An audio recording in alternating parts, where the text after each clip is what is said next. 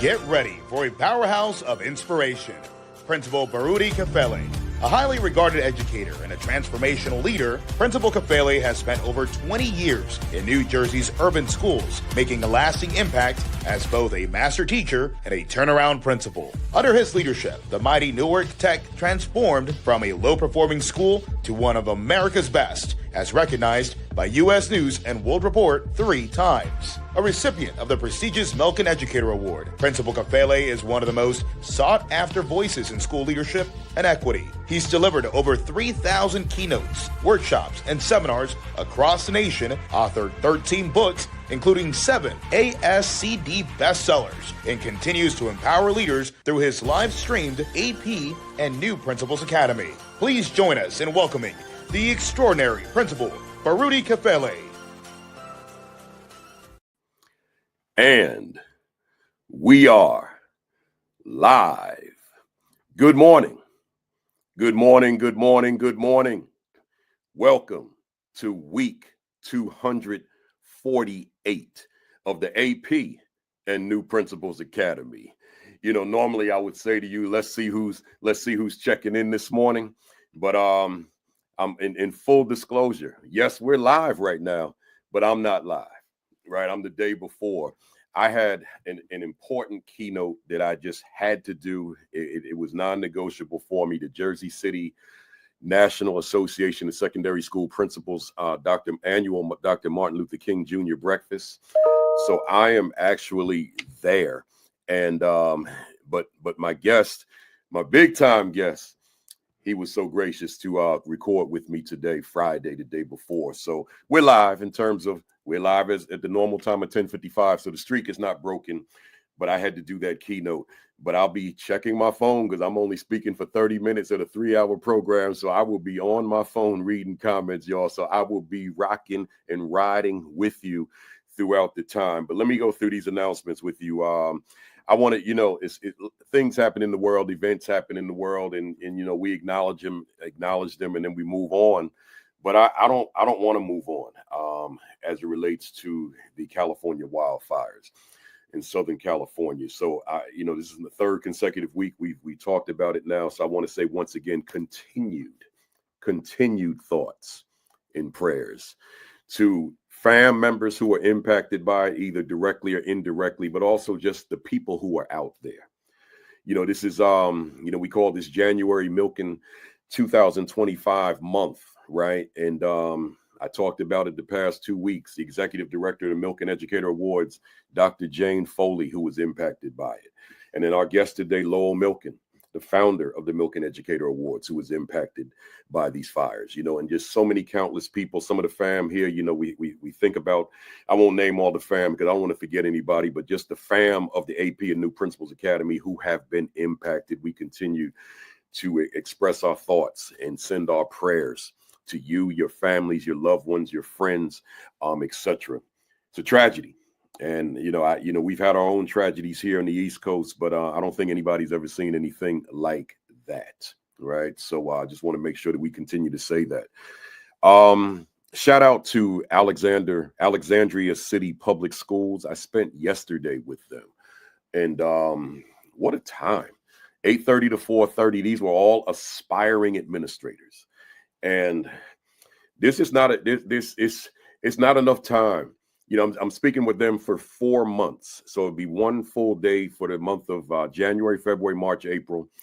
And I needed, like yesterday, I know I got 3 more sessions with them, but just yesterday alone, I needed at least 5 more hours, right? We were together from 8:30 to 4:30. But when you talk about a new administrator striving, or an aspiring administrator striving to become an administrator, the information, it's just endless. It's infinite.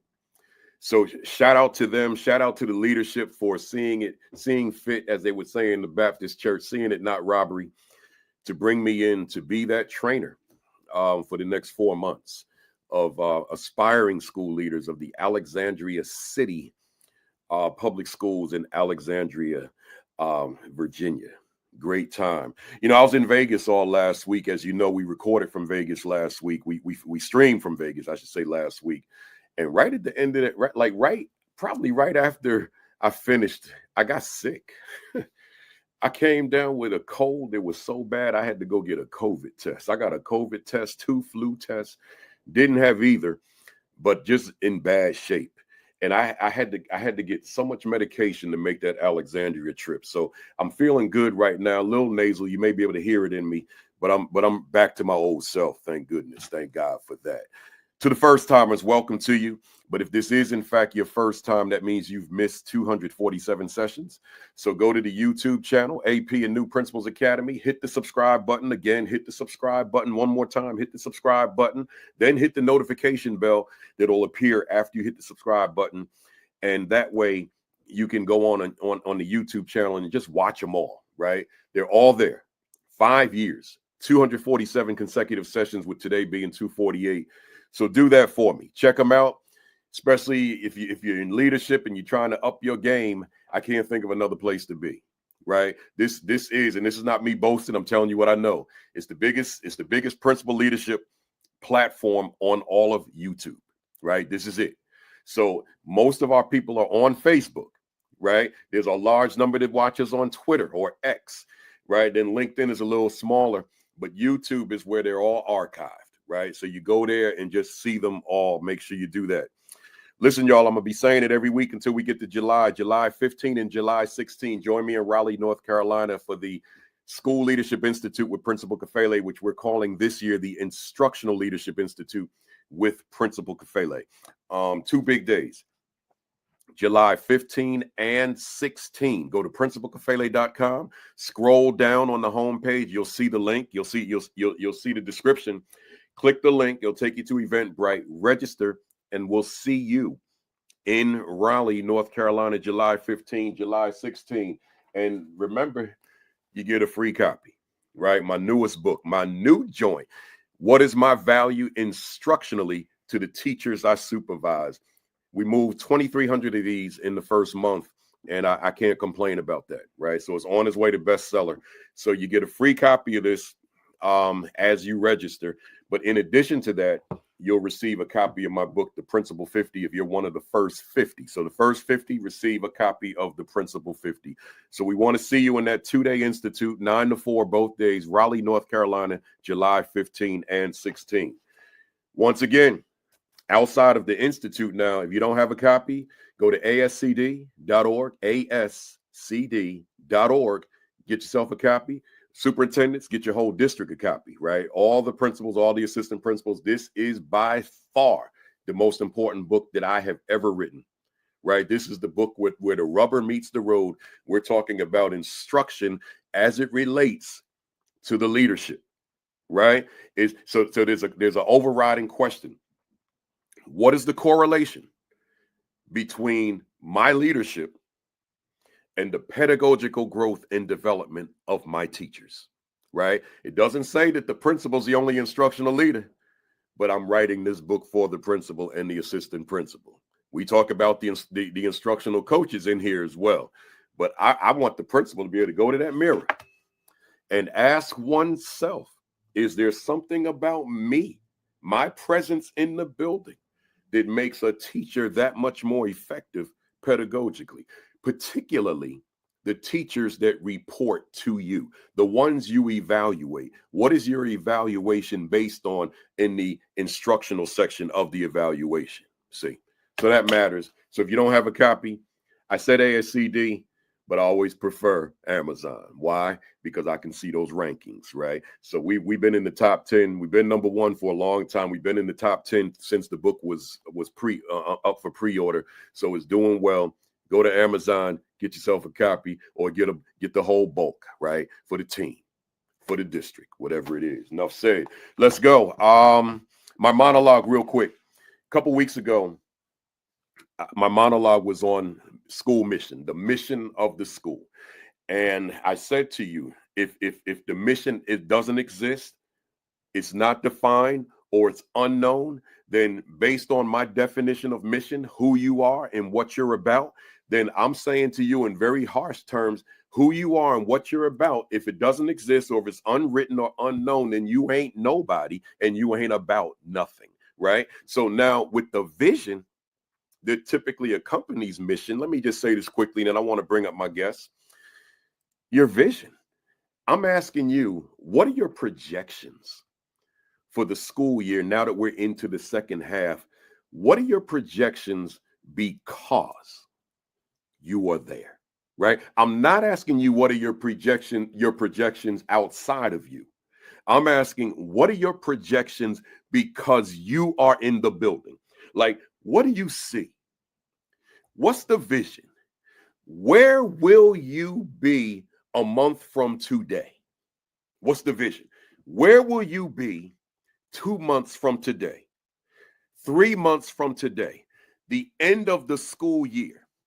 Next year this time, next year at the end of the year, etc. What is the vision? And obviously with that vision, there's got to be some planning. There's got to be some strategizing. But obviously with the planning and the strategizing, there's got to be some goals. There's got to be some objectives. So there's got to be some writing. This can't be abstract. Like, I got this goal in my head. I got this vision in my head. Man, that thing will disappear as soon as your thoughts shift. So there's got to be some journaling. There's got to be some planning. There's got to be some teamwork. So that now this is not just your vision as leader. This is our vision as school community. But here you are as leader spearheading it. So that's got to be a part of the conversation.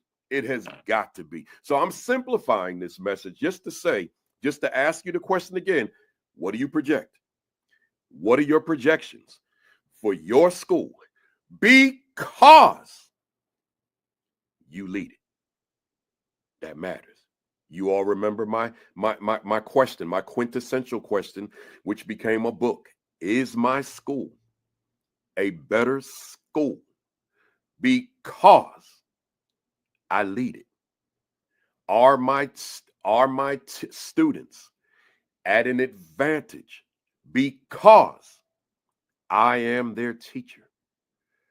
And is there some kind of an advantage to young people? This is for the teacher now, because I'm your teacher. Am I the advantage or am I the disadvantage? See, so that self-reflection, it really matters.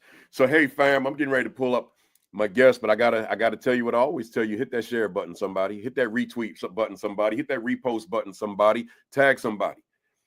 Call somebody. Hit up those Facebook leadership groups. Let them know we are here. We are here live, right? So let them know that we are here to retweet, repost, tag, share, whatever it is, call, whatever it is, but let them know we're here. Then I got to also talk to you in that algorithm language, right? Hit that like button, y'all. Even if you hate it, like it anyway. If you hate it, but you still here, you like it. Trust me, why? You wouldn't waste your time watching something you don't like, right? So hit the like button. Right? That's how we generate them algorithms to let the world know, oh man, it's happening over here in Jersey City with Principal Kafele, right? So with that said, man, I got a guest. I ain't going solo today. So let me bring my guest up here. We got the man, the myth, the legend. We got Lowell Milken in the building. Good morning, sir. Good morning. With that kind of introduction, why did you have to show my picture? You could have just let them imagine. I still got this cold. I'm not supposed to be laughing like that. Yeah, no, it's great to see you. It's great to see you. Hey, fam, I'm gonna read the bio, but before I do, many of you have heard of the Milken Award, but many of you have not heard of the Milken Award. You know, I have the Milken Award in my bio, so I hear it a lot when I'm speaking. They read it, and he's a recipient of the Milken Award. And then I asked the audience, how many of you know the Milken Award? And maybe 20, depending on where I am, 25, 50%, right? But I never have a room full. So then I have to explain it to them, and then they become aware of it. But this thing just didn't come out of nowhere. It came out of the imagination of an individual, right? An individual that's on the screen right now by the name of Lowell Milken. I want to read his bio to you.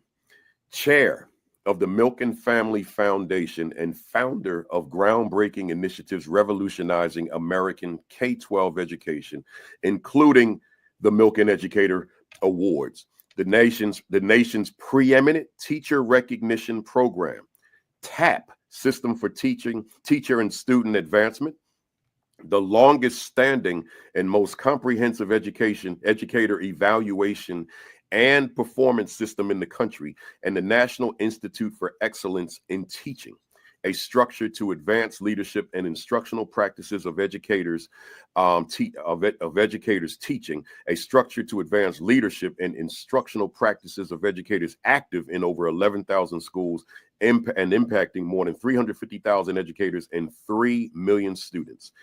I got to say that again, and 3 million students. At UCLA, Lowell established with UCLA School of Law, the Lowell Milken Institute for Business Law and Policy, which provides expanded studies in business law and policy, clinical experience, and additional research opportunities for faculty, along with faculty fellowships, student scholarships, awards, and business law conferences. The Lowell Milken Center for Philanthropy and Nonprofits, which contributes a central hub for education, thought leadership, and scholarship in all aspects of law, policy related to philanthropy and nonprofit organizations.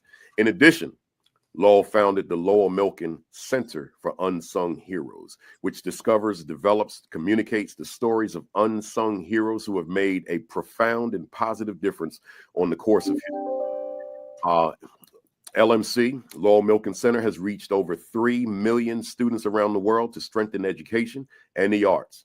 The Hofmitz Milken Center for Typography at the Art Center College of Design honors the legacy of letterform expert, legendary Professor Leah Hofmitz Milken, and is dedicated to setting the global standard of excellence to typography and design education. Lowell graduated Phi Beta Kappa and summa cum laude from the University of California, Berkeley, where he received the School of Business Administration's Most Outstanding Student Award. At UCLA School of Law, he earned Order of the Coif, I hope I pronounced that correctly, and the UCLA Law Review. In 2017, the Education Commission of the States named Lowell the recipient of its highest honor, the James Bryant Conant Award, for his lifetime of significant contributions to improving education. He was named by Worth magazine as one of America's most generous philanthropists. It's a lot of stuff there, y'all. Big time stuff. And you know, we got a big time guest on today, so I'm not going to stall it anymore. I want to jump right into it. Lowell, I just got my own questions before we jump into some of your work, and I want to share with you. I used to do a lot of student assemblies. I still do them, but not anywhere near the volume that I used to do them when I was a little bit younger. I could do like 7 in a day, back to back to back to back in a week. And I would give the students a definition of success, because, you know, there's a lot of words we use as it relates to motivation, so forth. And these words mean different things to different people based on their own experiences with life. So I would say to the audience of students, let me give you this definition, and everything I say to you is going to be grounded in this definition. So here's the definition. I say success is the ability to live one's own life on one's own terms. So in other words, not having to do what society said I have to do, but I'm doing what I conceptualize that I want to do. But then within that, do I have the ability to conceptualize beyond what's in my immediate vicinity? So with that being said, Lowell, you meet obviously the definition of success that I have generated for the young people that I talk to. Let's go back and look at K-12 Lowell Milken, right? Kindergarten or even pre-K-12 Lowell Milken. Did you have the drive that you have today? Like, were there signs of this drive of success coming on? And if so, what brought them on to make you who you are now? It's a good question. I appreciate it. I would hearken back to what my parents originally instilled in me. My parents instilled in me a love of learning at a very early age. Now, I also believe that I had this innate desire to learn and to achieve, but my parents really nurtured that within me. And I would say that I internalized it to a point, but I don't believe that it really came into full bloom, Baruti, until I had a fifth grade educator, teacher, who was truly outstanding, who really motivated me and taught me about achieving self-reliance and so on. His name was Lou Fossey, and had a profound impact on me.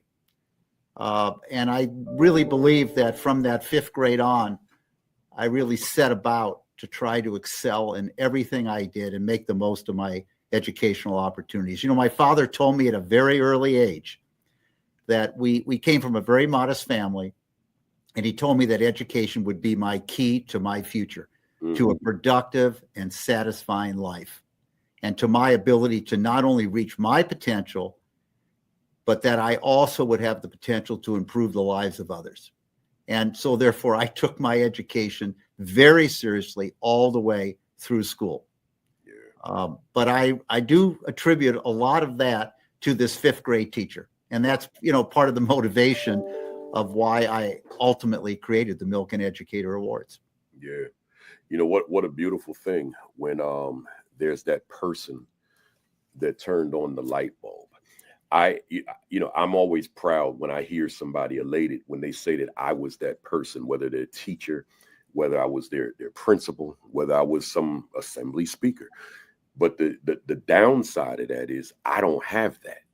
You know, when I'm in rooms and they say, raise your hand if you got that person in your life to turn on a light bulb, my hands are buried deep into my pockets because I don't have a teacher that made me feel that there was something that I could do with my life, right? It just doesn't exist. And to this day, I'm 64 years old.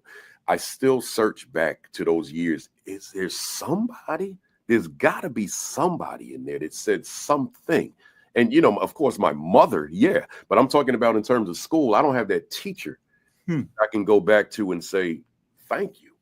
You know, so it's unfortunate, but I think it made me a better educator because I vowed not to be that person.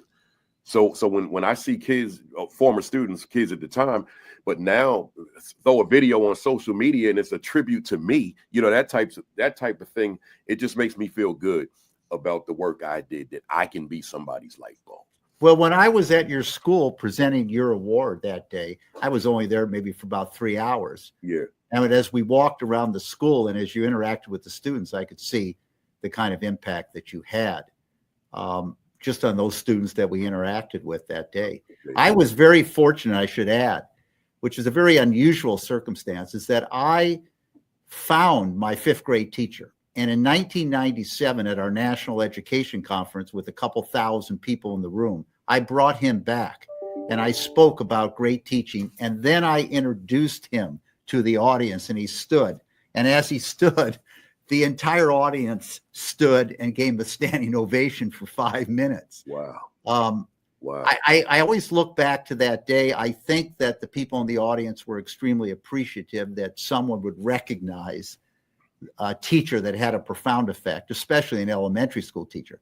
But I also believe that as they were applauding, they sort of felt within themselves that they were that kind of teacher to many, many students. Yeah.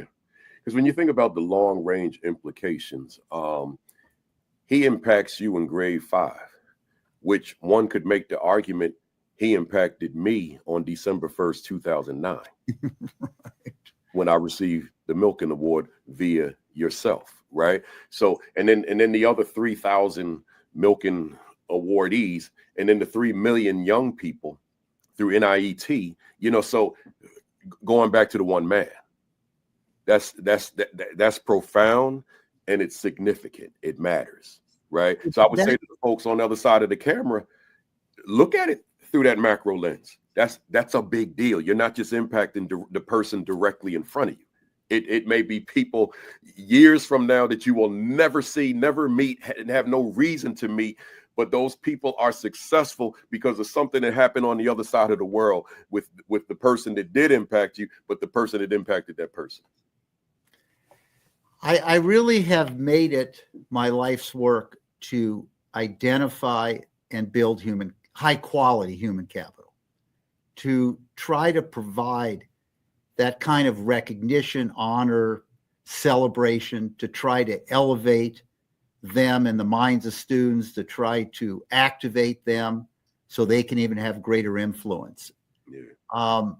And, you know, I just tell you a story. I came upon the importance of high quality human capital early, obviously with Mr. Fossey. And then I had a sixth grade teacher who also had an impact on me, a fellow named Elliot Sutton. But it was really when I interacted with the Nobel Prize winner, Gary Becker, who really made his life's work on human capital. And he was from the University of Chicago. And he established that when you look at a company and you look at their balance sheet and you look at their assets in the balance sheet, it discloses physical assets and it discloses financial assets, but it doesn't disclose the human capital within that enterprise. It's not on the balance sheet.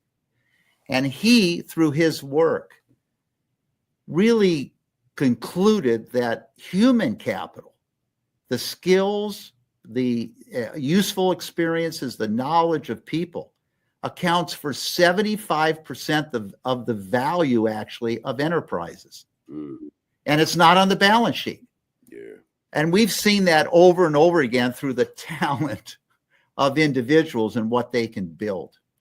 And so this has always been a core component of my work, whether in business or whether in philanthropy. And I decided to make K-12 a key focus of my work in philanthropy because there's a lot of money that funnels into higher education, but really it all begins in K-12 education.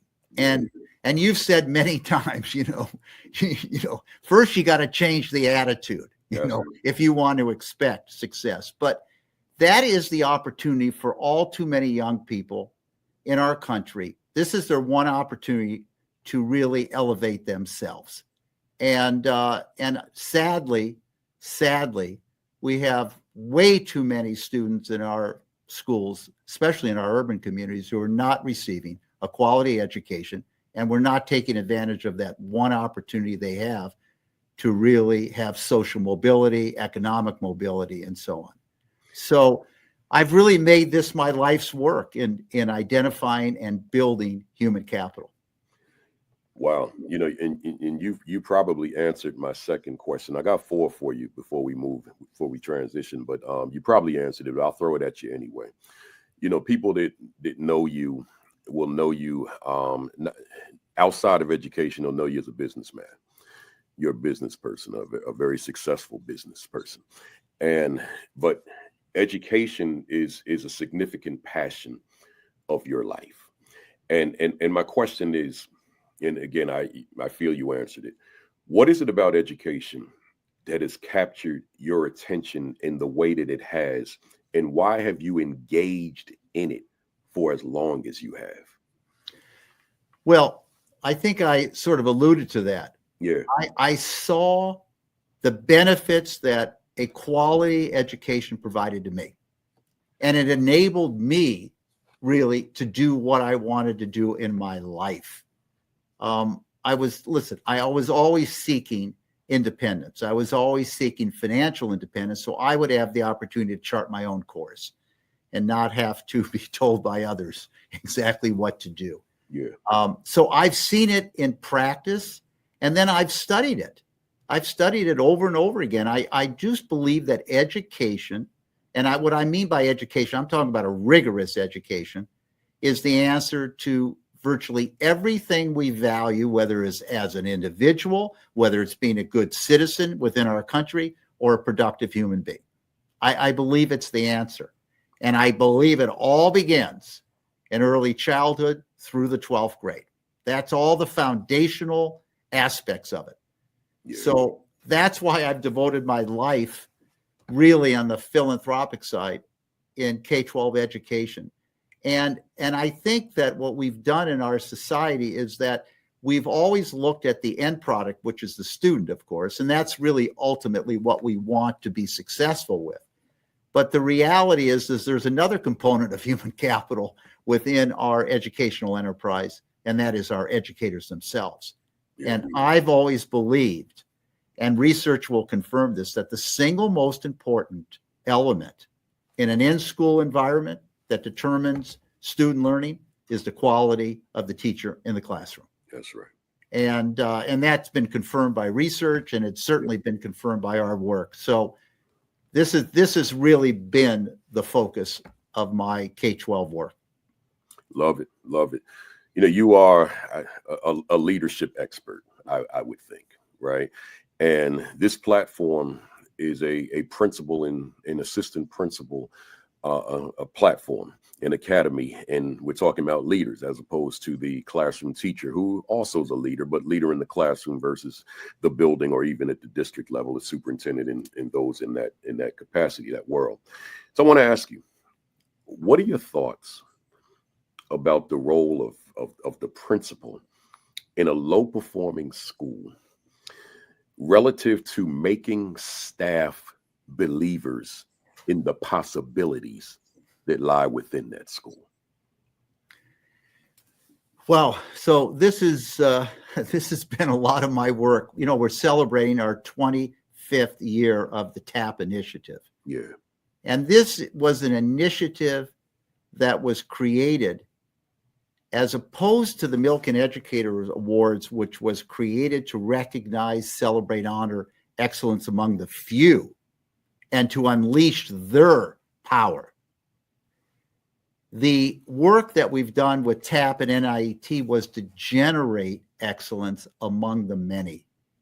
The reality is that there are too many opportunities offered to talented young people today in other professions. And for the most part, they're not going into education. We all realize that. I mean, we get maybe 10 or 15% of the individuals going into education because they have a passion to try to help society, etc. But you can't build a 3 million plus profession just on good graces. You have to provide those individuals with incentives and growth and competitive compensation to want to enter this profession. So this is sort of a long-winded, but I'm going to get around to your principal thing in just 1 second. Oh, you good. So what I did when I created the TAP initiative is I said to myself, what has for centuries attracted talented people to an enterprise, developed them, motivated them, and retained them to stay? And there's certain components within a business environment that does that. But they built the education profession void of all those elements. What are those elements? Career advancement, professional growth, competitive compensation, and also accountability that's geared toward improving your skills, not trying to say, I caught you. And these elements we took and combined them all into one enterprise. Now, I said to myself, there's no question that a great CEO or principal, can have an enormous impact. But when you really look at most enterprises, it's not solely that leader. Let's analogize to a business. It's potentially the chief operating officer, the chief financial officer, the chief strategy officer, the head of human resources. They generally have around them a cadre of very talented people who will share the vision of the leader, who will embrace the vision of the leader, and who will extend that vision in new and productive ways. So when we created TAP, I said to myself, if we took an elementary school, for example, and let's say we had 24, 28 educators in that school, maybe 600 students or so on. and we have a principal. And in many cases, we don't even have an assistant principal, but in some cases, we have an assistant principal. We need to create a team so that leader, okay, has the individuals in order to execute his or her vision within that school. And we have to have people who are reform-minded who will embrace that and will share it and extend it. So we created this. Now, I have done tremendous work, with your structures and so on, with instructional coaches and a whole range of things to help support that leader. But ours is a very formalized approach. We created a career path. We have master teachers. We have mentor teachers, and they have formal roles and formal authority within the school. And they participate on a shared leadership team with the principal. And we have carved out time during the school day, 90-minute blocks, for them to meet once a week to really focus on data and focus on what the needs are of their particular students in order to advance them. And I will add one more thing. Mm-hmm. The leader of the school has many, many responsibilities. Okay? They need to communicate with parents. They need to communicate with the community. They need to worry about their budget. They have a whole range of things. But I can tell you that my experience over the past 25 years in working hand in hand in these schools, because we work on the ground in these schools, is that principal needs to be an instructional leader. That person can't just talk the words. That person has to be an instructional leader. Yeah. And we've seen over and over again, when that is the case, we get outstanding results. Mm. That individual has to be in classrooms, has to be visiting classrooms, has to be leading these cluster groups we have, which are sort of a professional learning community on steroids. That's what we call them, cluster groups. Mm-hmm. And they have to be active participants. They just can't just carve out the time and have their master teachers lead the professional development. So they need to be integral to that entire process. Yeah, that matters. That matters. And that cluster language, Dr. Walker brought that up last week, that we talked a lot about those clusters, which we'll do here too. I got one more to throw at you, and then we'll make that transition. The assistant principalship is, I think that's my number one passion in all of education these days, in this season that I find myself in. What are your thoughts about the assistant principalship, given the work that you've done over the years with TAP and with NIET, of how the assistant principal should be utilized in a low-performing school? Matter of fact, let me just throw the stereotype out there, or the misusage out there, given that in so many places, that person is utilized as a full-time disciplinarian, where the thought process is we have discipline problems, and the whole idea of culture is typically ignored, and all the energy is given to disciplining students, with that AP being the one that does the disciplining. The floor is yours. It's a very challenging environment, because obviously student safety is such a key component. Okay. I mean, we understand that the students are there so that they can learn, they can acquire those skills, they can acquire the knowledge and so on, so they can reach their potential. But the reality is student safety is important. So I don't want to dismiss any responsibilities that the principal or the assistant principal would have to ensure student safety. But having said that, it's essential that assistant principal also be skilled instructional leader. Yeah. Because you're never going to get sustained and meaningful improvement in student learning and student achievement unless you improve the instructional skills of your educators. It's not going to happen. And we've seen this over and over again. And when it does happen, like with the Johnny Walker, and I sent to you a little 2-minute video about Johnny. I didn't realize he was on your show last week. Oh yeah. He's just one example of many of how, when you focused on your human capital within your enterprise as a leader, okay, which are your teachers, okay, and actually even your staff, okay, in support, how you can turn around a school within a relatively short period of time. Yeah. When you embrace the responsibility for instructional leadership also. And the other comment I want to make, what we've been able to do through our career path is we've been able to create a bench. Okay, so when other schools if they should try to take one of our master teachers within our school, okay, or an assistant principal, because of our career path, you have individuals who could step up and assume that role and have been skilled to assume that role. That's a very important thing. Because when you're in a school and you lose one or two of your best teachers, or you lose an outstanding assistant principal, I'm even putting aside the leader of the school. Obviously, it's a tremendous impact if you lose the leader, but it really makes it much more difficult if you don't have individuals who you can promote to that particular position who are well skilled. Yeah.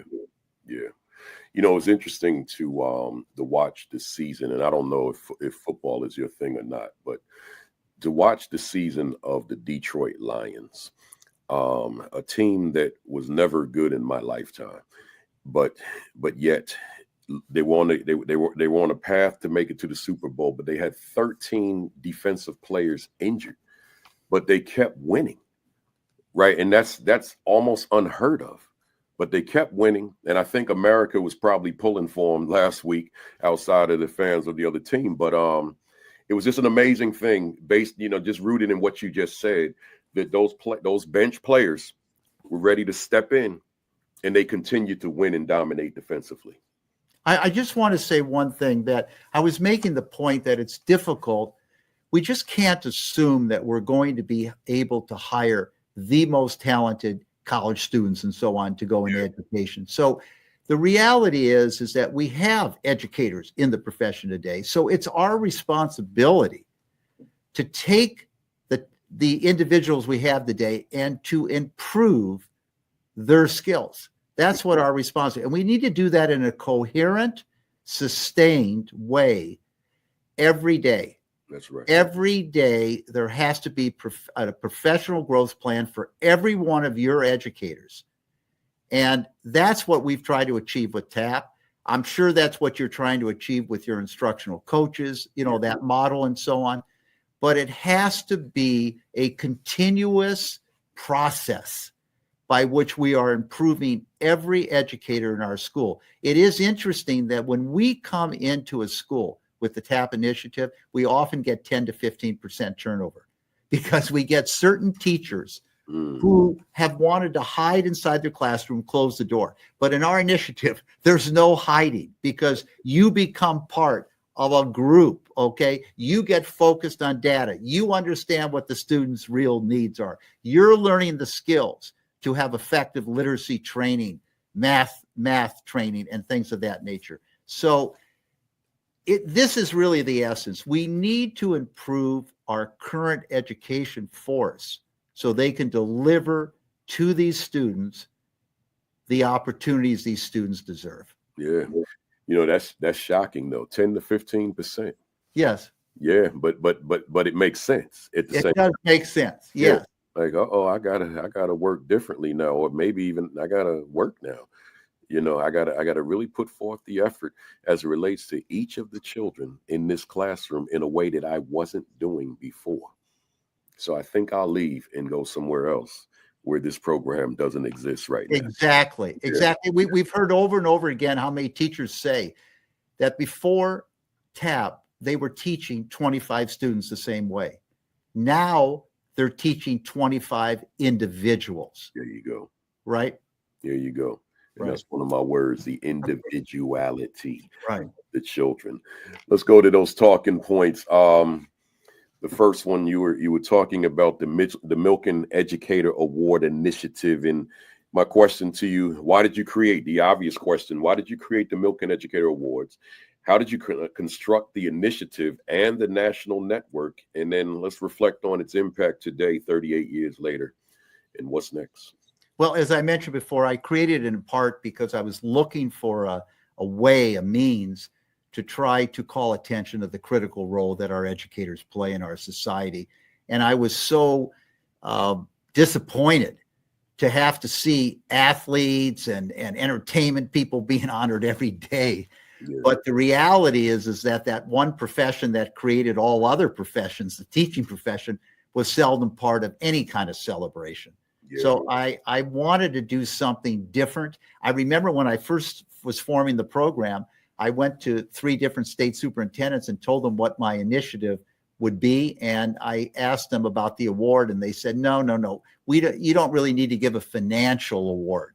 The recognition will be sufficient, and you'll create jealousy through the financial award. And of course, I didn't pay attention to their advice because I had a different thing in mind, which was to give each recipient $25,000. And I did that in part because, unfortunately, with the media, it's hard to get the attention of the media. And if one of my goals was to try to elevate among the general public the important role that educators play, you want the media to cover it.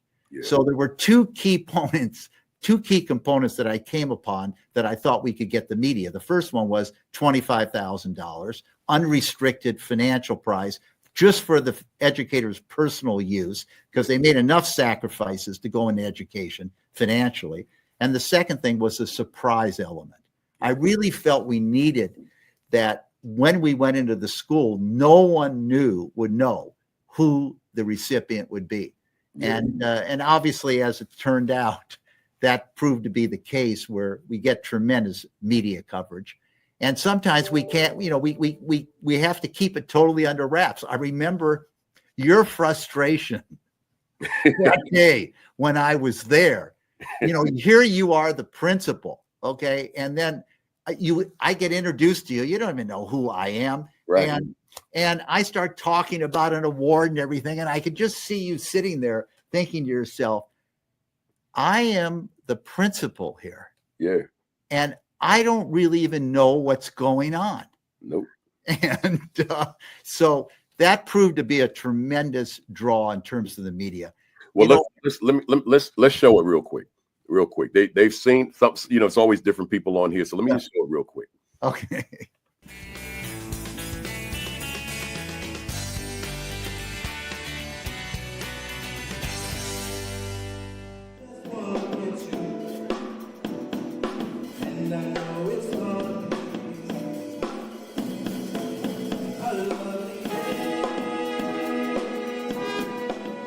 There are lots of jobs that people used to do that are now done through technology. And so as the demands of the workforce change, we need to make sure that the education that all of you receive prepare you to be successful in that 21st century workforce. When I was in public school, and it was a few years ago, I was very fortunate to have many outstanding teachers. They prepared me well to take advantage of life's opportunities. Now, in our nation today, we do so many things well, but one thing we don't do well enough, and that is support our talented teachers. We need to find new and creative ways to offer more powerful career opportunities for educators. We need to make the pay equal to the importance of the job. And we also need to do another thing, and that is we need to celebrate and recognize the good work that our talented teachers do. It gives me great pleasure to present the Milken National Educator Award to a truly exemplary educator, Baruti Kafele.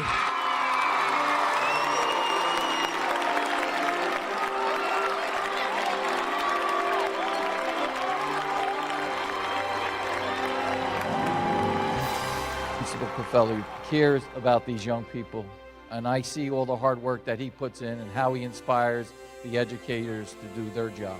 We have champions all over this city, from the North Ward to the South, East to West, and in the Central. And today we celebrate one of the heroes of our hometown. I give him my thanks. I give him my gratitude. I give him my love. One more thank you to our great principal. I'm proud to be the principal of this school. It is a blessing to be principal. I am blessed to receive this award. And again, Mr. Milken, I thank you from the bottom of my heart.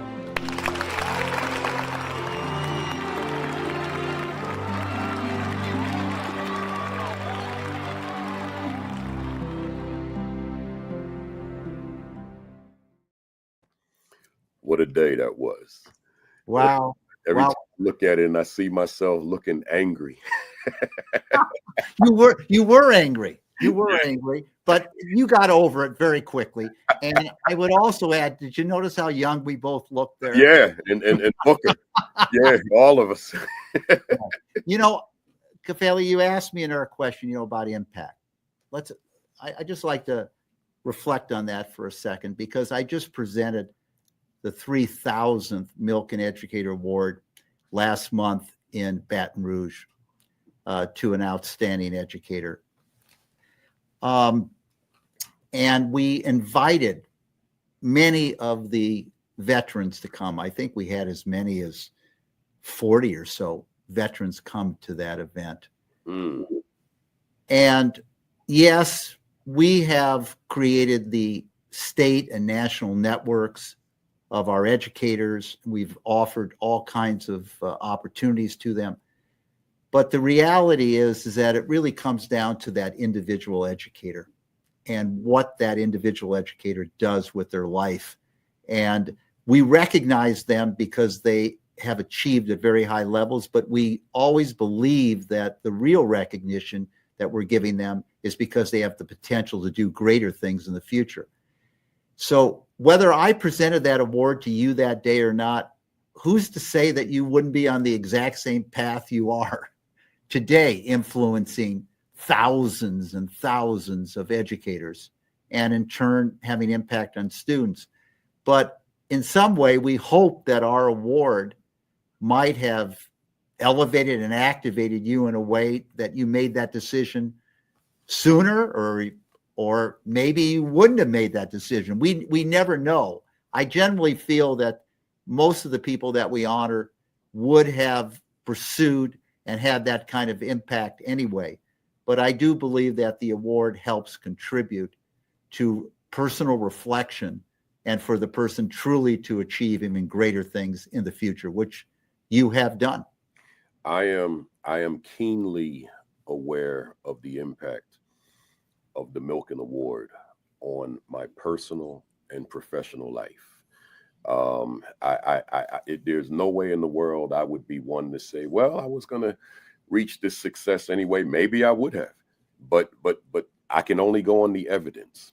And I know based on the evidence, what that pin, that gold pin, and what that Milken Educator Award sentence in my bio, I know what that has done for me, right? I know the prestige that comes with that, the status that comes with that, the respect for my work as a result of having that designation. I'm clear there.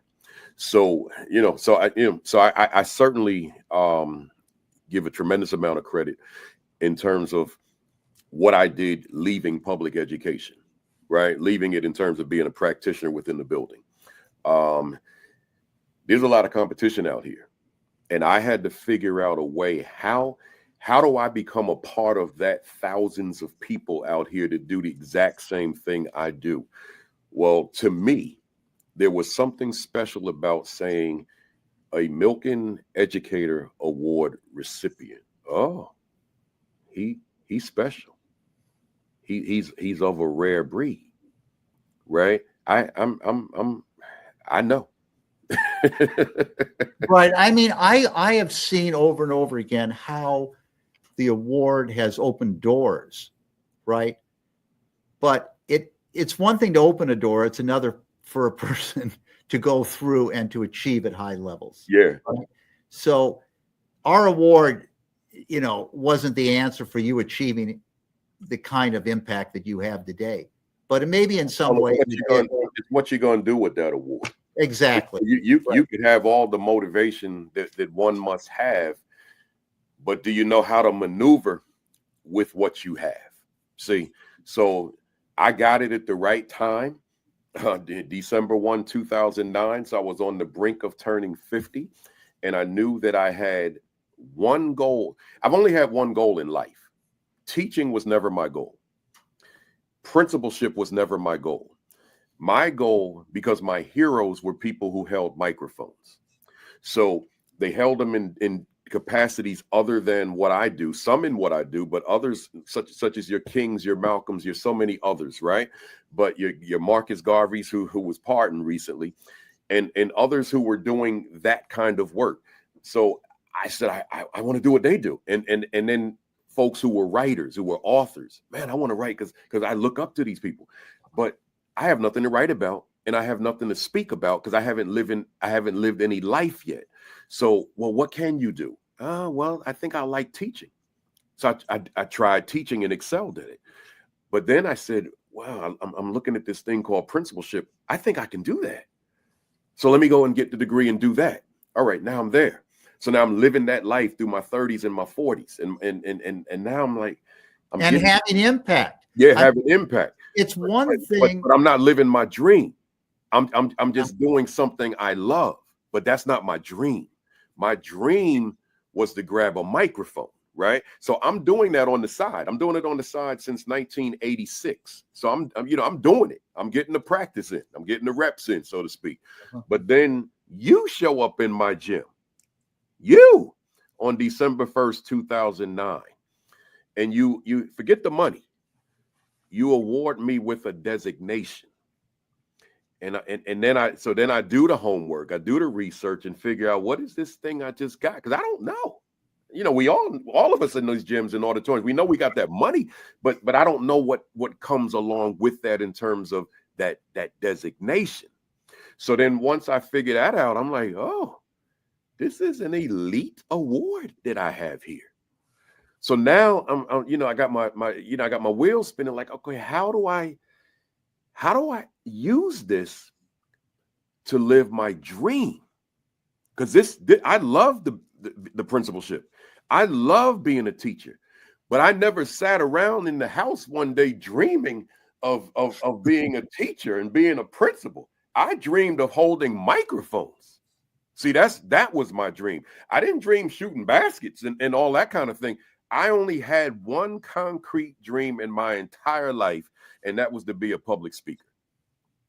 And then when I got that award, I said, I got it. I got it. The rest is history. That's my story. Drop the mic. Mm-hmm. Drop the mic. I don't even think you heard it that way from me before. No, I haven't heard it that way. Yeah. But all I can say is that it gives a great deal of satisfaction and pride that the award had that kind of impact on you and your life, and to see what kind of impact you've had on others. Yeah, no, I appreciate that. I appreciate that. Let's go to that next one. TAP system. TAP for Advancing Teachers and Students, National Institute for Excellence in Teaching. And just to read the description, tell us a little bit about the creation of TAP, the System for Teacher and Student Advancement, and the National Institute for Excellence in Teaching, why and how the initiatives were conceived, and decades later, what is the scope and the remarkable results and your vision for the future. I got to tell the fam before you speak, Lowell, that I will never forget that I think we're in Los Angeles or one of the forums. It may not have been LA, but it may have been. And we looked at a video, and there was President Obama making reference to the TAP initiative. That was big. Yeah, well, I'm really very proud of this. As I mentioned, it's been 25 years. We've had, just exponential growth. We're in, thousands and thousands of schools, with our initiative and other work of NIET. I just very quickly, I would just highlight a few points about it. It's really focused essentially on providing educators with these opportunities that, as I mentioned before, have principally been void within the education profession.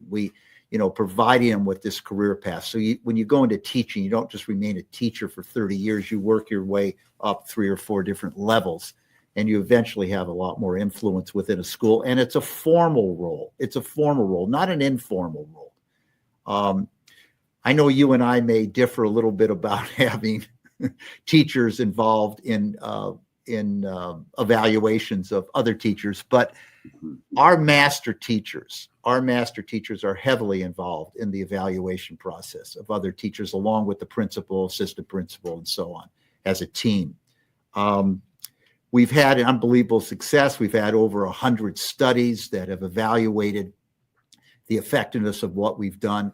And I think I sent you a slide I just wanted to comment on. Our ultimate goal, of course, is to elevate the instructional practices of teachers, advance teachers, provide them with opportunities, and in turn, get results in student learning. But there's other benefits that we've seen with our particular initiative. I sent you a slide of a study that was done by the National Bureau of Economic Research that published in 2023. We had nothing to do with this study. In fact, I wasn't even aware of the study until it was published. Do you have those those 2 slides by any chance? What I received, unless I didn't see it, was the video. And you got the video. Well, let me just comment on this slide. Okay. What they did is they studied what the impact was on 8th grade students years later who had experienced our TAP initiative, because our TAP initiative really changes the entire culture of the school. So they found the following things they highlighted: that students who were in 8th grade were more likely to be enrolled in 12th grade. And remember, once again, 95% of the schools we work with are all high poverty schools, high need schools. We're not working with the so-called elite schools in this country. They found that the students were more likely to be enrolled in 12th grade, more likely to graduate on time, less likely to be arrested before the age of 18, and less likely to rely on social welfare programs once they moved into the workforce. So that's powerful evidence of what the impact is beyond just student learning. And the real clincher here of their study is they found that the estimated benefits outweighed the cost of the TAP system by $14 to $1. 14 to 1, which I want to just mention that James Hickman won the Nobel Prize for his study on education as to when do you derive the greatest rate of return? And he concluded that early childhood education, you derive the greatest rate of return. And he concluded it was 6.5 to 1. Okay. This study found that it was $14 to 1. So we've had an enormous impact. The other thing I will add is that our teaching standards are used statewide in a number of states around the country. Our principal rubric is growing rapidly. We only unveiled it about 3 years ago. And our aspiring teacher rubric is used by more than 100 schools of education today for all the clinical training for their, for teachers and so on. So I'm very proud of what we've done. And I'm not saying we're the only model, but we are a system, and we've gotten results. And I thought maybe we could just show the Johnny Walker. I didn't realize, as I mentioned, Johnny was on last week, but I thought we might show this 2-minute video to show what the impact could be, how quickly it can be with a extraordinary leader. Yeah, no, this is timely because although he was on, now we get to see him in action. Right? Okay. Let me put it up. Okay. Winona Independent School District is nestled in the piney woods of East Texas. We have a very high, low socioeconomic rate, and our goals are focused around growth for each and every one of our campuses. And I have seen those changes take place at Winona Middle School. We have an outstanding principal, Dr. Johnny Walker, who is relentless in his efforts for students and teachers to have success. Going back to 2019, the school was a 51F.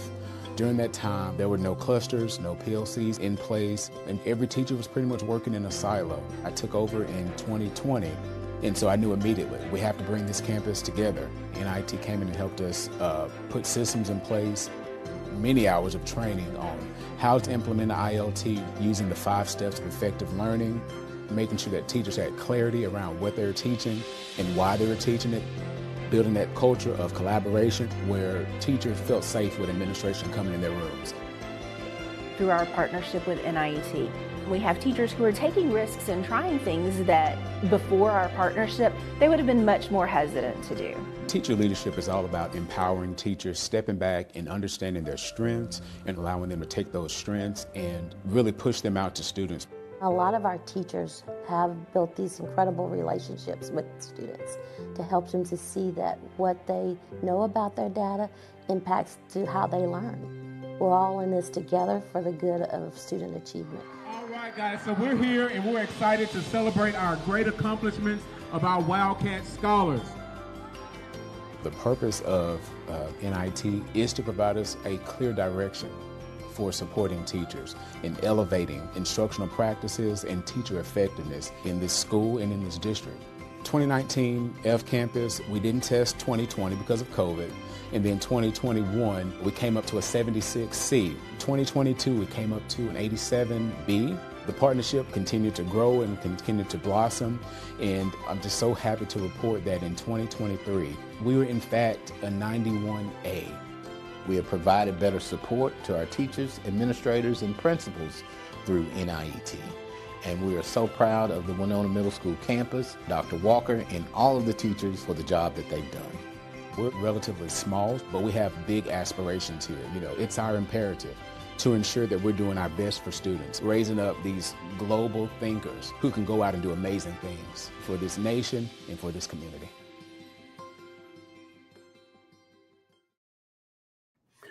Great stuff, and you know, like I said, it was timely because the folks saw him. They got to hear from Dr. Walker last week, so now they get to see him in his school community and see the school and the work he's doing. You could see from that video, and I just want to say that's not an isolated case. We've got hundreds of that, but that's a pretty extraordinary movement to become an A within that time period. And and we acknowledged that last week. Like, tell us how you did it, you know. But I want to just say, if you looked at that video, you could see that Johnny Walker is intimately involved in the instructional practices. He knows the rubric. And he actually is involved in these cluster training sessions and so on. So, you know, he just doesn't talk the talk. He walks the walk, right? And that really makes a huge difference. So we're very proud of all that work with NIET. You know, we're excited to continue to expand. And if any of your, you know, leaders and so on are interested, we'd be happy to speak with them. Yeah, absolutely. And we'll let you give them the contact information when we're done. Let's move on. The Lowell Milken Center for Unsung Heroes, which is extraordinary. I know my guy Rob O'Donnell does a lot of work out there, and let me just share with the fam. Tell us tell us a little bit about the establishment, right? Of the Lowell Milken Center for Unsung Heroes, the why, the when, the how, the need for positive role models, its impact, innovation, innovative features, and what you see ahead. So I'd like to comment on. I see you, and I see you. Beautiful. Okay, we're back. Okay. So you see me now. Yeah. All right. How long? Let me just write down that time you came back. Well, yeah, and I'll edit that out, and we'll make it work. Okay. Yeah. So I don't know where you left off at, but you know how you. I'd like to. Actually, we're just starting the Unsung Heroes. On Unsung Heroes. And I originally established a foundation because I was very troubled by the fact that so many of our young people have what I would consider to be false heroes. That individuals who have potentially changed the course of history and often at great sacrifice for themselves to improve the lives of others, we're not celebrating people like that. Instead, we're celebrating people where fame is the only thing they've ever accomplished. I just don't think celebrating TikTok influencers and things of that nature were of value to our young people. So we created this foundation to literally bring back from history these individuals who are largely unrecognized, who truly changed the course of history. And we've worked with millions of students today, and they work on discovery projects where they actually discover unsung heroes. And it's usually an intensive project. They work with an educator on it. They do primary research, and we've uncovered hundreds of incredible stories, some of which they've made movies out of these heroes and so on. I thought maybe I would just tell one real quick story, because you never know where it leads with students. Yeah. And I was going to just read a very short portion here from a book that I had written and so on about how we discovered a particular unsung hero. So how students did. So I just thought I'd read this really quickly, if you don't mind. It says the starting point is September 4, 1957, the day 9 Black students integrated Little Rock Central High School, mandated by the Supreme Court, U.S. Supreme Court in Brown versus Board of Education of Topeka. 15-year-old Elizabeth Eckford was the only one of the 9 whose family didn't have a telephone. So she alone didn't get the call the night before that the group was to arrive at the school together and enter by a side door. Instead, she rode the public bus unaccompanied and approached the school's entrance by herself. Photos of her arrival became famous the moment they were published. Eckford facing a National Guardsman, his bayonet raised. Behind and around her, young faces twisted with hate. It took 2 weeks and the intervention of President Eisenhower for the 9 students to gain admission to Central High.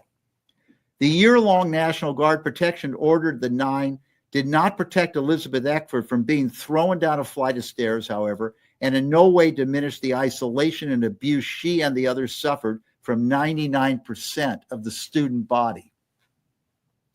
39 years later, one of Norm Kennard, and Norm Kennard is the executive director and a Milken educator. He's a executive director of the Lowell Milken Center for Unsung Heroes.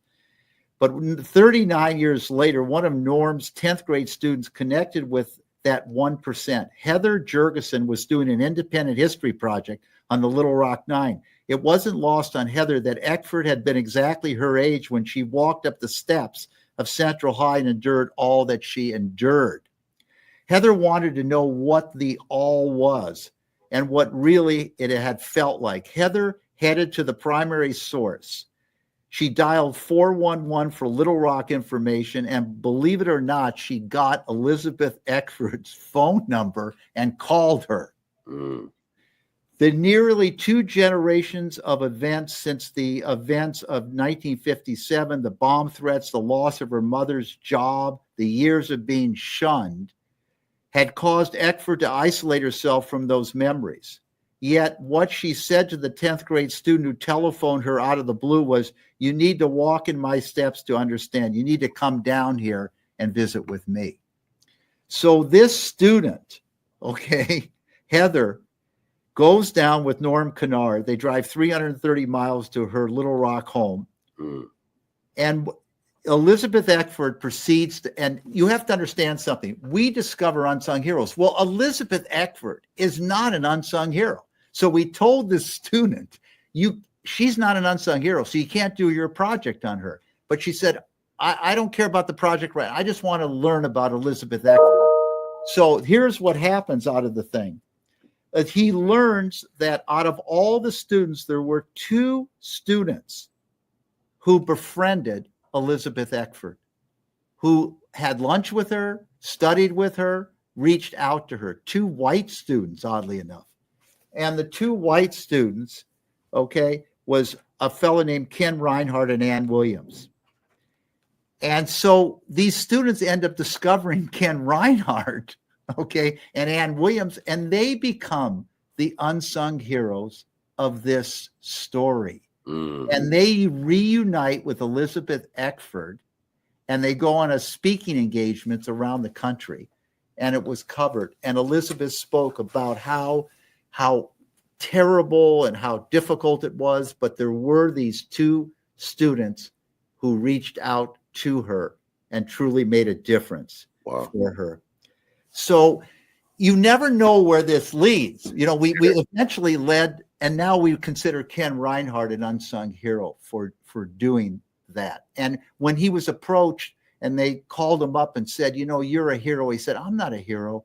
He said, all I did is what my father taught me, to be a good Christian and to value other people and to help other people. I don't consider myself a hero. So we've uncovered hundreds of stories, you know, and of resurrecting people.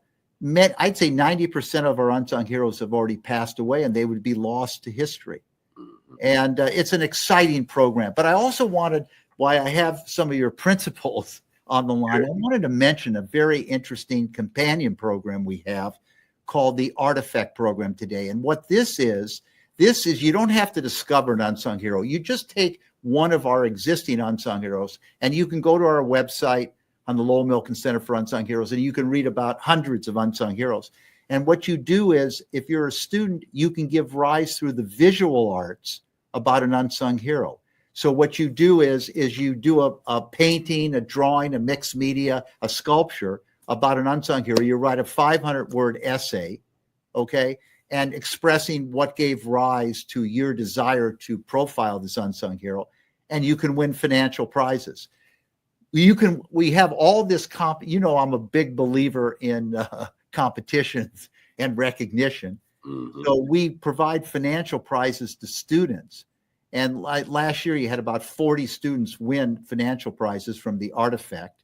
And then they have their work featured in our museum. We have a Hall of Unsung Heroes, and they're also going to be featured in the new Milken Center for Advancing the American Dream in Washington, D.C., which will open up in July of 2025. A magnificent facility across from the White House. Yeah. So it's a win-win for students. So if any of the principals have talented students in the arts, you might lead them to this competition, because it really is a win-win for both the student and for us also to be able to tell the stories and show the art and hear the story of the student as to why they selected them. So I just wanted to mention that quickly. No, I'm glad you did. Powerful stuff. So you all heed the call if you see the relevance of it to your work, for sure. Let's go to the last one, leadership. And you're viewed as a leader in philanthropy, education, and business. What are some of your common qualities of effective leaders, though? And what is your advice for our audience to develop, enhance, extend their own leadership skills, actions, impact in the near and long term? And I'll put this first one up here, and you've got a few here. To know what to do is wisdom. Right. So I came across about these 7-8 points, which I really thought crystallized a lot about leadership, you know, the qualities. You know, so many people, when they set out, I hate to say this, they really don't know what to do. Mm-hmm. Okay. They think they may know what to do. They may have read something and so on. But, you know, really fashioning, you articulated that, I noticed at the beginning of this episode, is that you have to have a vision. Yeah. You have to have a vision, and you have to be on a mission, and you have to be passionate about what you do. Mm-hmm. I mean, that's a very important element, because you really can't achieve at the highest level unless you have a passion for the work that you're doing.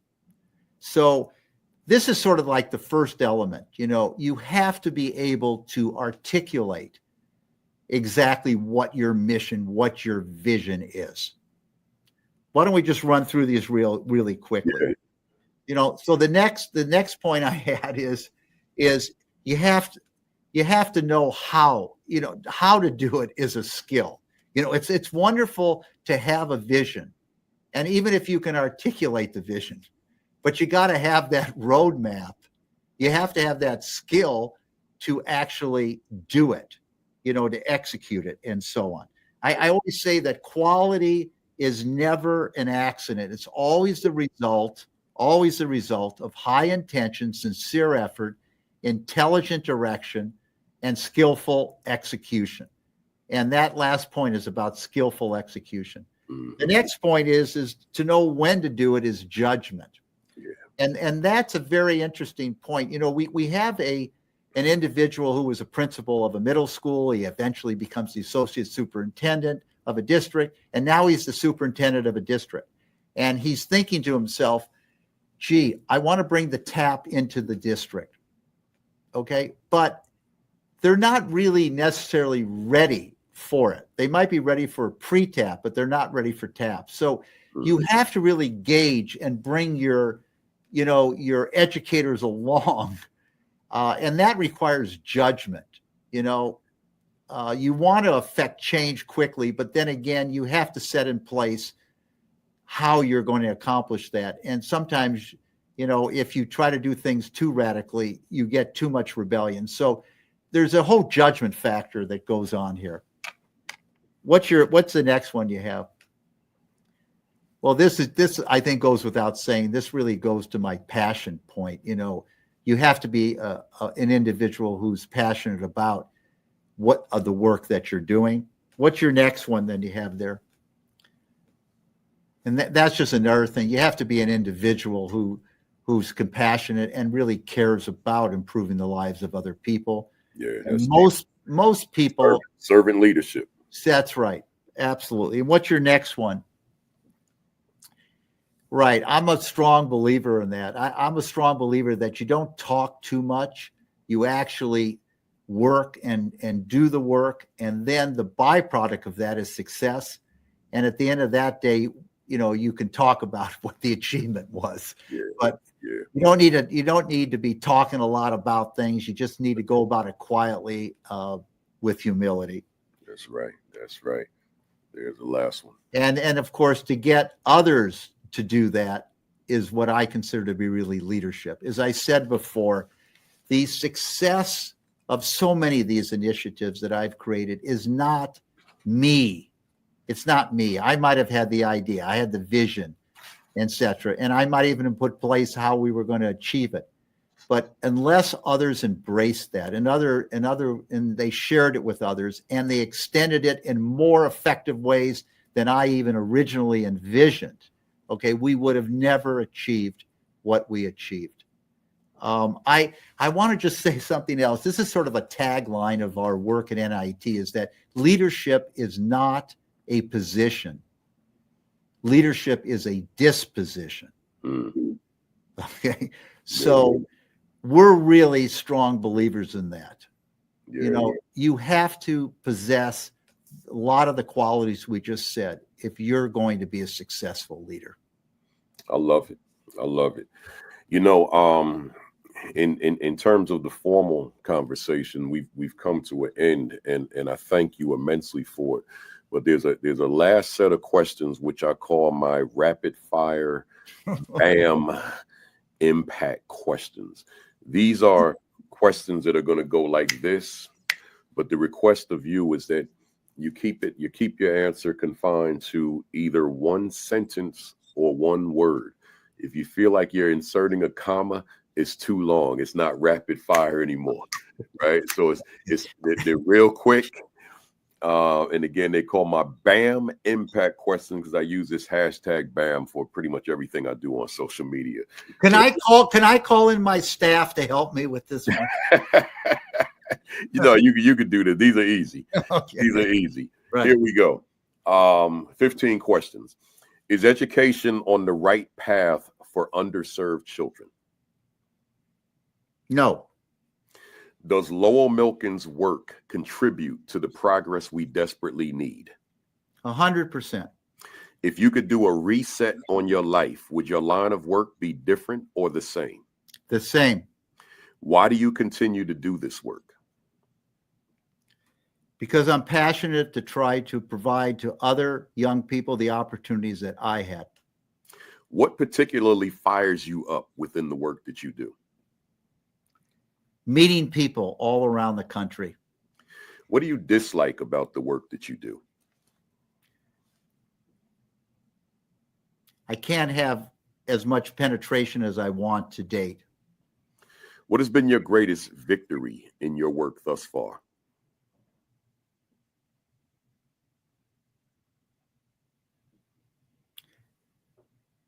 Changing lives. What was your greatest mistake in your work thus far?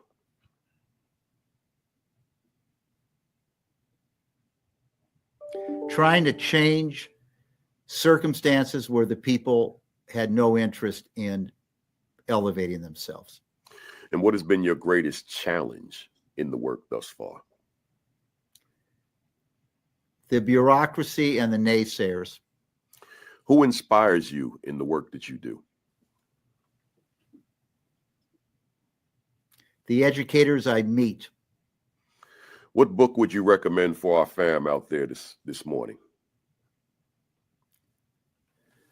Lend Me Your Ear by William Safire, which is a compilation of the greatest speeches of all time. What do you want to accomplish that you haven't accomplished yet? I want to expand NIET so that we're reaching not 3 million students, but 55 million students in America. Wow. What would you say to principals out there who've lost their leadership passion?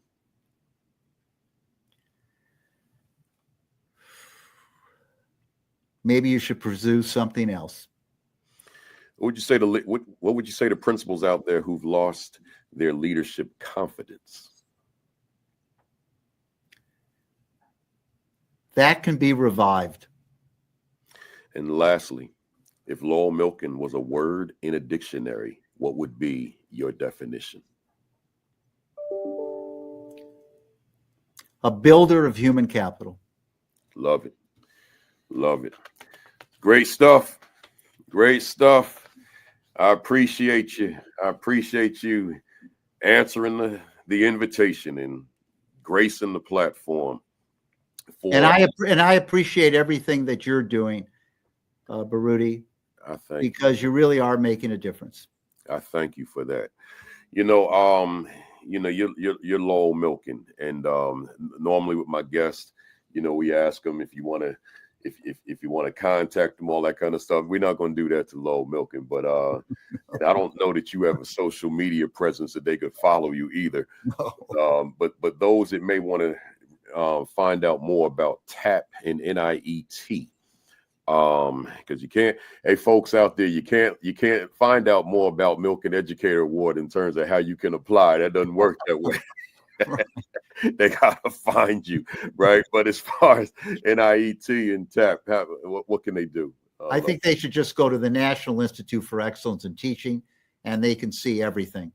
And as I mentioned before, we'd be pleased to work with any of the individuals, any of the principals in any way we could. Excellent. Excellent. I appreciate you. And to the fam out there, I appreciate you. I told you we had to record this one, but I appreciate you being with us nevertheless.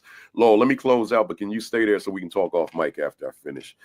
Hey, fam out there, appreciate you being here. Want you to join me next week for week number. I hope I got my numbers right. Week 249. I'm kind of thinking I'm 248, but 249, I'm going to say it.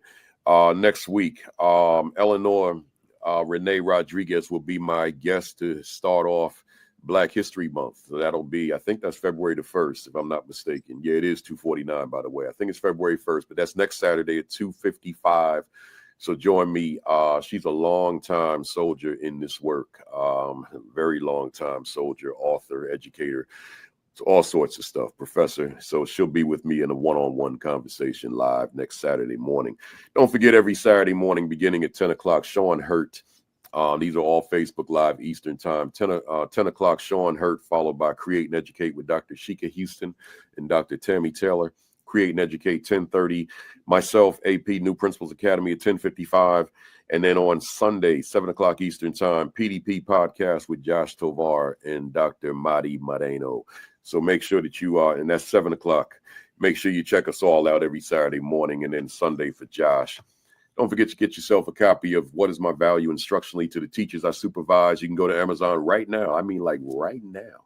Just go to Amazon and get yourself a copy. If you're superintendent, get it for the whole district. Principal, get it all, your whole leadership team, not just yourself. And then other people that you may just want to get a book for, or yourself. Just get yourself a copy.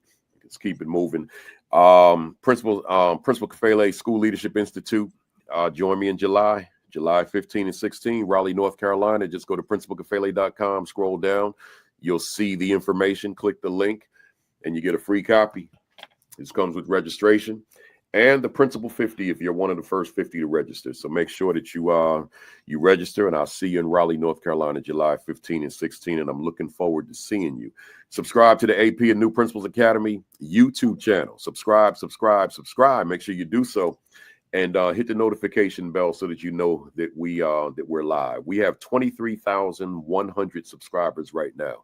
That's a good number, right? I'm not disappointed by that. But there are over 100,000 administrators in America, 100,000 principals alone in America. So when you add the assistant principals, there's probably over 300,000 of us. So 23,000 is good, but I want to increase that number. So make sure you subscribe. Don't just tune in. Subscribe to the YouTube channel, AP and New Principals Academy. Visit principalkafele.com for additional resources. And then finally, your diet. I say it every week. I've been saying it for 248 consecutive Saturdays. Your diet. Eat right, y'all. You leading schools. You can't lead schools with a fast food diet. It's just not going to work. How do I know? Because I had the heart attack to prove it, right? So make sure that you're eating right, get that exercise in. That's important. And then all these viruses out here, and I told you I didn't have a virus, but I had a bad cold. But they're here, y'all. So make sure that you're taking whatever precautions you have to take. I'm not going to recommend any. I'm not a doctor. I'm just going to tell you that you know right from wrong in terms of your health. So make sure that you're taking those precautions. You jump on a plane, I'm back to wearing a mask full time, y'all. So you jump on the plane, rock that mask, and at least minimize the chance of catching something from somebody on that plane sneezing and coughing. It may have a virus within their system. Other than that, I will see you next Saturday. Have a great week. Have an extraordinary week. Have your best week yet, as we do every week. Peace. Peace. Thumbs up. Cock that fist back. Count to 3. 1, 2, 3. Bam. I'll see y'all next Saturday.